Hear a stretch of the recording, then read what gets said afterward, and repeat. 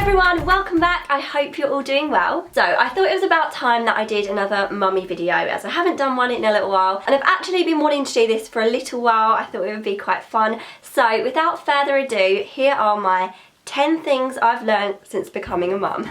Number 1.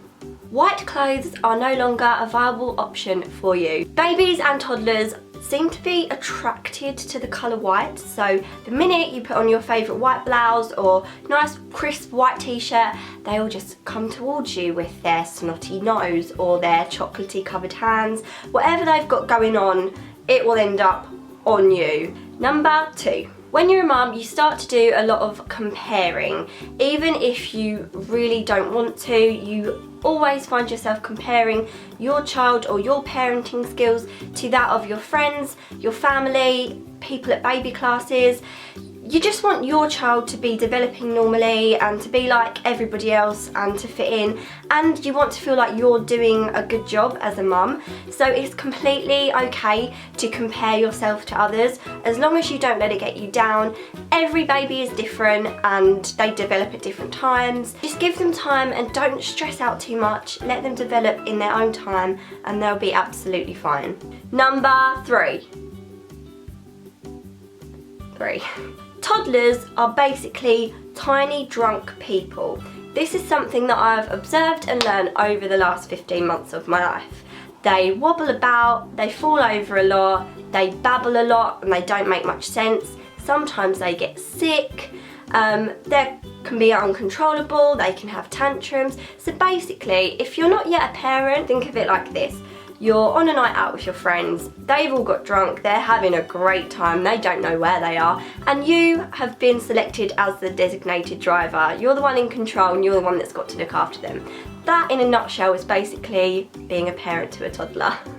Number 4. It's okay to get tired of being a mum. Every mum feels that way and every mum feels guilty about feeling that way, but it's completely normal. You don't have to feel bad about it. The only people that will probably make you feel bad about it are the people that aren't mums or dads, because they don't know how it feels. And it is bloody hard sometimes. Everyone has their ups and downs and times when you just want to go to sleep. I wanted to mention actually that for any of you feeling that way right now, I did a video over on Channel Mum, and it's basically a competition which is running until the 18th, so there's not that much longer to enter, and it was really fun because I got to do a little bit of acting. I'm not going to win any Oscars for my performance, but I get to play like a Cinderella character and it was so much fun, and if anything it's worth going and having a laugh at. There's a fantastic giveaway of a night away at a spa, dinner, you win a couture dress, a necklace. I could talk about Channel Mum all day because honestly I have such a passion for that channel. The women that create it, all of the mums are just fantastic. I'll link the competition below, but if you haven't checked out Channel Mum already, please do. Please go and subscribe to them, because it's just a channel of about 40 different mums from all different walks of life. They have kids of different ages. It's great to hear their different stories. So anyway, I digress. Number 5. People will judge you, whether it's somebody that looks at you when you're out in public with your child and your child's screaming and you don't know what to do because it's the first time that's ever happened to you, or even if it's like friends and family that mean well but really their advice isn't being that helpful right at the moment. Everyone will kind of judge and try and give you advice on what you're doing, and you might find that you were that person a few years ago that was looking at the kids screaming in the street thinking that mum can't control their child, and now that mum is you. But that's okay. You have to go with your gut instinct, and again, know that we're all going to go through this. No child is perfect, and if anyone has brought up a child that doesn't throw a tantrum in public or do something that you don't want them to do, then please can you give me your secrets, because you are obviously a genius. Number 6. No one likes to warn you about the stage between newborns and toddlers.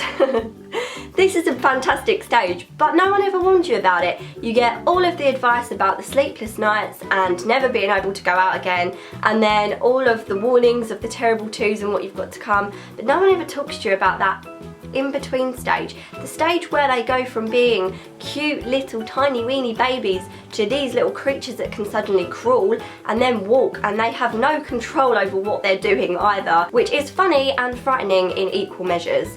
So Something that I'm guilty of, and I think probably a lot of people are as well if they were honest, is that we look at other people's social media, whether it's just our friends on Facebook or Instagram, people we don't know, blogs, YouTubers, I do it as well. You look at other people's highlight reel and compare it to your behind the scenes, which is one of my favourite sayings ever, and it's so true. Everyone likes to put out the best bits of their life. I'm guilty of that especially because I want to remember all the happy times and not all of the sad times, and this is what 99% of people do. So when you're scrolling through Instagram and seeing happy smiling faces, or families on expensive holidays, or the kids at Christmas with loads of presents, and you just feel like, I can't do this, I can't achieve this, whatever it is, whatever makes you feel inferior to other people, just remember they're taking those pictures because it's a highlight and not because it's something that happens in their everyday life. So always keep that in mind. 8. When you become a mum, you learn to appreciate the little things in life so much more. You appreciate time a lot more because you don't really get very much of it. And you appreciate the things like sitting down with a cup of tea, or insert your hot beverage of choice here. Even just watching a half-an-hour TV show that you used to love, or being able to sit and paint your nails in peace for 5 minutes, you will appreciate those things a whole lot more. And whilst I'm not trying to tell you that your whole life ends when you become a mum, because it doesn't, things get a lot busier. I actually think it's a good thing that we take the time to appreciate the little things more, because you just notice more about life and you don't take everything for granted. Number 9. Nothing at all that you've ever experienced in your life can compare to your baby's firsts. So literally from the moment they're born, that's obviously a first, but their first smile, the first time they walk, the first time they talk, all of those things that just suddenly happen at different stages throughout their first year just feel like the biggest things in the whole world. You can never prepare yourself for those feelings that you feel, the feelings of pride, happiness, the emotions that you go through as well. But also on the flip side, the bad firsts, like the first bumped head, the first projectile vomiting incident, can fill you with horror. Remember that they'll never get these firsts ever again, so cherish them, take pictures, videos, write down in a diary when they did something, or a book, and just always have something there to remember, and of course just your good old memories, treasure them forever. And finally, number 10. Being a mum comes with every emotion in the book, usually on a daily basis. So why do it? I was terrified before I became a mum. You hear all of these horror stories and people tell you how hard it is, and basically people want to try and make it seem like it's not a good experience, but with all of the hard bits is the best things that have ever happened in your life as well. It becomes a part of you that you have to do those things for that person, and you want to do those things because you can't imagine your life without them now. So that's it. Thank you so much for watching, everyone. Let me know what you think of this kind of video in the comments below, and also let me know what you've learned since becoming a mum. Thank you so much for watching. Don't forget to check out the links for the competition and all my social media accounts in the box below, and I'll see you soon. Bye!